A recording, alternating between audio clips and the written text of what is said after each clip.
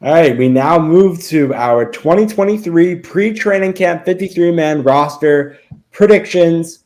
I love doing these because we have no idea where this is going to go. This season, though, I guess this 2023 going into 2023 season, we did not do one before OTAs. Last year, I think we did do one either post OTAs or pre OTAs, whatever.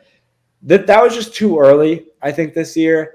We had other stuff on our minds. We had other stuff to do, but also this pre-training camp one is a really big one because we do one before training camp and then that 2-day, 3-day period before those cuts and signings actually happen to confirm it. So these two I really enjoy.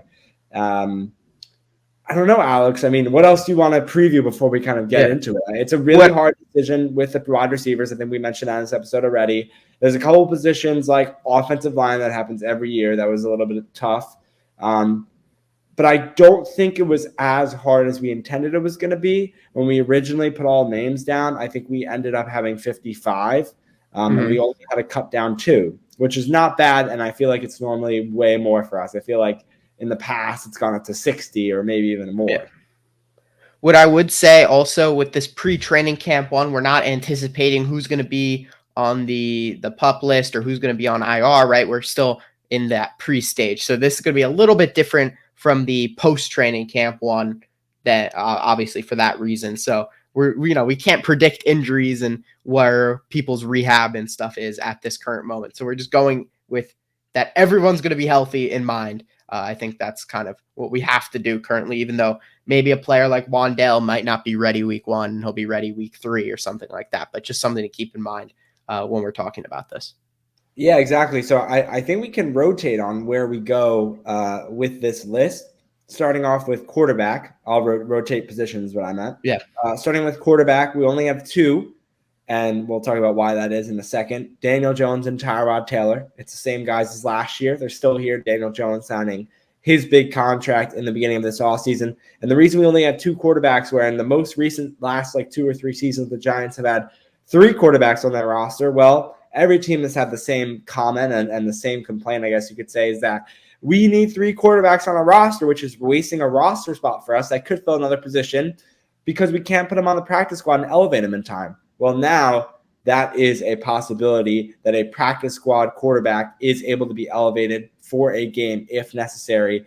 And we assume that Tommy DeVito, which is the quarterback of the Giants, I think he Jersey legend, signed right after the draft this year or drafted. Yeah, right after the draft, yeah.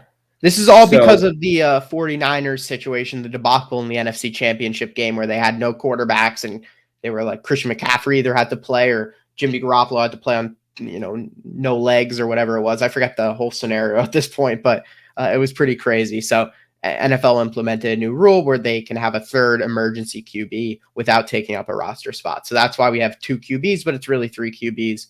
Anyway, that was confusing for us. We had to do research. We had to figure that out, but that is where we are with the QBs. And no one missed out because Tommy DeVito, he's still going to get in on the action. Don't worry. I guess that's it for QBs. Running backs now. We have Saquon Barkley. We got 4 running backs. Saquon Barkley, Matt Breida, Eric Gray, and Gary Brightwell. Obviously, this is assuming Saquon Barkley doesn't do anything insane. Matt Breida obviously re-signed after having a pretty stellar season last year. Eric Gray, the 5th round rookie, I believe it is. I want to say 5th round. I want to guess. I think 5th round. Gary Brightwell, our return man, special teams contributor, and had a pretty decent season last year. The players missing out are Jashawn Corbin, who actually did come in and step up at times last year, and James Robinson, who we just recently signed, who I think is going to be more of a camp body, and I think doesn't have the special teams upside that Gary Brightwell has. So that is why we are at our current moment in time. And Chris Myrick, as a new fullback now, we were predicting does not make the roster, but it is possible he does. But I just don't see him being that guy, at least on the current roster who is there. Maybe they bring in another fullback, but I do not think Chris Myrick is that guy at fullback. All right. So honestly, Alex, would you agree with me? The hardest position of guys to pick coming up right now? Yeah, the first, what is it? It was the 7th spot that was really the hardest, I believe. It was wide receivers, and we decided, are we going to do 6? Are we going to do 7? Is 7 too many? Do we even go 8? You can't do 8. It was even hard to do 7, but we did 7. these are the guys that we chose in no particular order for the wide receivers, and then Alex will let you know who is missing from this list. I did read like the whole list after we talked about the Beasley signing, but he'll let you know who did not make the roster in our predictions. Paris Campbell, Darius Slayton, Isaiah Hodgins, Jalen Hyatt, Wan'Dale Robinson, Sterling Shepard, and Jamison Crowder. And you look at this list, you see that Wan'Dale Robinson and Sterling Shepard are two names of the guys who tore their ACLs last year who are back on this roster. Possible PUP list candidates for sure. Yeah, I mean, obviously that'll help us in the post-training camp predictions. We'll have to wait and see what happens because we don't know the health conditions of these guys. We'll see if they're on the field running drills, the two of them. But anyway, okay. So we got our 7. Alex, let us know who did not make it out of the big wide receiver room that we had. Yeah. Well, it was really that 7th spot, right? Jamison Crowder is who we ended up going with. I think the first 6 were kind of, I don't want to say obvious, but more easy to place. But besides him, the other alternatives that we had for Crowder included Cole Beasley, obviously, Bryce Ford Wheaton, Colin Johnson, Jaden Mickens, Khalil Pimpleton, Makai Polk, David Sills Army, go strong, and Jeff Smith. So a lot of options there for that 7th wide receiver spot. And a reason we could have possibly done 8, but that seemed, like you said, to be a little bit overkill. I guess we can move on now to the tight end position. We got 3 tight ends, another position that you could potentially go 4 deep. We'll talk about that in a second. We have Darren Waller, Daniel Bellinger, and Lawrence Cager.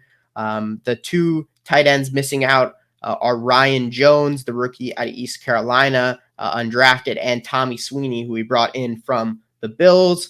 2 guys who I think both have a chance possibly of making the roster as that 4th tight end if they impress during training camp. We're going on the assumption that they don't impress during training camp, and that's going to be the tight end room 3 deep. Definitely possible that it could go 4 deep, might change in our next training camp prediction. I feel like we're saying that every single time, but the 3 tight ends is what we have right now. Well, Alex, we actually had some arguments, some back and forth about those tight ends. You wanted to do 4, and I wanted to a surprisingly contentious position. Who knew? Yeah, no, it was actually a little bit of a little bit argumented heat session going back and forth, but we were able to figure it out. It got a little heated. It was like first take a little bit. Anyway, offensive line, we had 9 spots filled. And they go like this: Andrew Thomas, Evan Neal, Tyree Phillips, Ben Bredesen, Mark Lewinsky, Shane Lemieux, Josh Azudu, John Michael Schmitz, and JC Hausen. I can't say it right. Hausener, I think. Hausener, right? I think it is. Yeah, Hausener. I think so. From he was a signing that we made who started for the Pittsburgh Steelers last season. Alex, out of the offensive linemen, who missed out? Yeah, so we got quite a few here as well. At the centers, we have both centers that are here. They both made the roster, but at the guard spot, Jack Anderson missed out. Wyatt Davis missed out. Who else? Marcus McKeithen missed out. Hopefully a practice squad candidate coming back from that torn ACL. At tackle, Corey Cunningham, Devery Hamilton, and Matt Parrott missing out. We opted with Tyree Phillips as the swing tackle on the O-line. So that is kind of how the O-line shaped up. And now shifting from offense to defense, offensive line to defensive line. We're going with 5 defensive linemen: Dexter Lawrence, Leonard Williams, A'Shawn Robinson, Nacho or Raheem Nunez, Roches, and Jordan Riley, the rookie out of Oregon. The players we missed out on, I don't want to say missed out, but opted not to select are Ryder Anderson, who was really tough to pass on. I'm going to be completely honest because he had a great season last year. Vernon Butler, DJ Davidson. Who else do we have here? And Kobe Smith was the final one out of South Carolina. So Davidson was a tough one to miss out on actually, because he was 5th rounder last year, but we're opting for the newer, actually same age, despite being a year in the future draft class wise, Jordan Riley, but the new rookie, I guess we can say, on the defensive line. And I think that 5 defensive line, you've got guys who can really work the interior on, like Dexter Lawrence, Jordan Riley, A'Shawn Robinson, some more flexible guys like Nacho and Leonard Williams. I think you got a really, really good group there. And I'm excited to see how that all works out. Could possibly see Ryder Anderson make it ahead of one of Riley or Davidson as well. So don't count him out. Yeah, Alex, and we go to the linebackers now. The way the roster's actually, how should I say this? The way it's constructed is that there's the edge section and then there's the inside linebacker section. So we could just do them all at once. We have 9 total, 5 edge guys and 4 inside linebackers. So it's the edge position, Kayvon Thibodeau, obviously, Azeez Ojulari, Jihad Ward, Ellerson Smith, O'Shane Zimenez.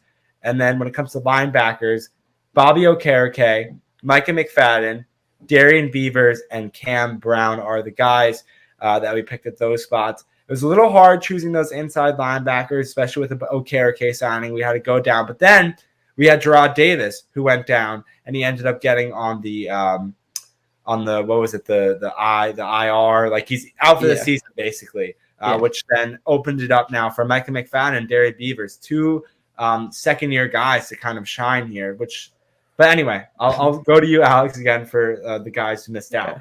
There's also 3 undrafted rookies in this group from this year. So could potentially, if they shine at training camp, you never know. So I think this is the position. The linebacker spot is really one of the most hard to predict because you don't really know what a lot of these newer guys are going to bring to the table. Some guys like Darian Beavers, like what is he going to be like coming back from the ACL as well? But like you mentioned, a few guys missed, obviously. Okay, I'm going to try to pronounce this guy's name out of Pitt. I'm so sorry if I mess it up. It's Habakkuk Baldonado. I think that's pretty good, right? Josh, you impressed? All right. So we have him missing out. We have Troy Brown out of Ole Miss, the undrafted rookie. We have Carter Coughlin missing out. We got Tomon Fox, who had a great season last year. So if he can sneak his way onto the roster, I'd be very happy. I'm a huge fan of his. I was on the hype train from day one. Josh knows this. Deontay Johnson, not the wide receiver, but the linebacker out of Toledo, undrafted. Who else missed out here? And I think that's it, actually, for the linebackers. So there's a lot of linebackers on this roster, but we had 9 making it. So not only a few. We have all the undrafted guys not making it, though. So that is something to keep in mind. Still your turn. Well, not still your turn, but it is your turn to go to defensive backs. I just did those. Oh, guys. Yeah. I'm sorry. I'm brain dead right now. Defensive backs. You're doing a lot. You have a lot on your plate. You're going. I'm stressed right now. I'm stressed.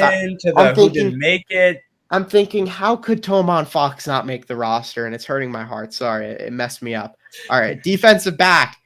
We've got 11 of them. We've got 6 corners, and I cannot believe I am saying this on an NFL roster.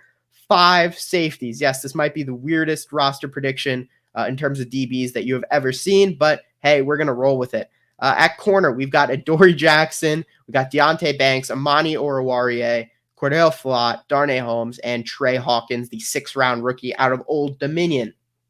And at safety, we've got 5 safeties. Xavier McKinney, Dane Belton, Nick McLeod, who could also go as a corner. You know, he played corner last year. Apparently he's transitioning into safety, though, from what we heard at OTA. So I'm going to put him as a safety. So it's kind of like 4.5 safeties if you really think about it. Jason Pinnock and Bobby McCain, who we signed from the Washington Commanders. Players who missed out here. All right, I think we got quite a few. So starting with corner, Zion Gilbert, who definitely was an interesting player last year. Jamon Green. Who else do we have? Leonard Johnson and Aaron Robinson and Rodarius Williams missing out. So 2 players there who you would hope would come back on the practice squad. And then at safety, Alex Cook and Gervarius Owens, out of Houston, the 6th or 7th round rookie. From this year's draft. We have him not making it, but hopefully he comes back on the practice squad. And Trenton Thompson out of San Diego State, the undrafted rookie. So quite a few players there at the safety position. We narrowed it down to 5, which I know sounds crazy, but it was tough. So you got to give us some credit there. Luckily, we have the easiest group coming up here, special teams, and it's going to be just 3 guys, Graham Gano, Jamie Gillen, and the long snapper, Casey Kreider, making it there, which equals it out to 53. So it was definitely tough doing this, as it is every year. But we have a good list. We have an interesting list, as Alex was saying, with the 6 and 5 ratio between cornerbacks and safeties, the 7 wide receivers that was hard to select, and the running backs without James Robinson. What's going to happen with Saquon? Are we going to sign a guy before then to replace the spot if he does go in saying, I'm going to hold out? That all depends on time. And I'm going to be very interested to see how different our final 53-man roster predictions are after training camp ends. So I guess stick along for the ride here during training camp, and we'll see Maybe how 6 it transpires. safeties, 7 safeties, 8 safeties. Who knows? The entire 53-man roster safety. I mean, you can never have enough, right? Especially Yeah, I mean, in the modern day NFL. Come on. defensive heavy, obviously. No throw power, no passing NFL. No. Why do you need Safety defensive NFL. linemen? You could just throw a 11 DB lineup out there. Don't worry about it.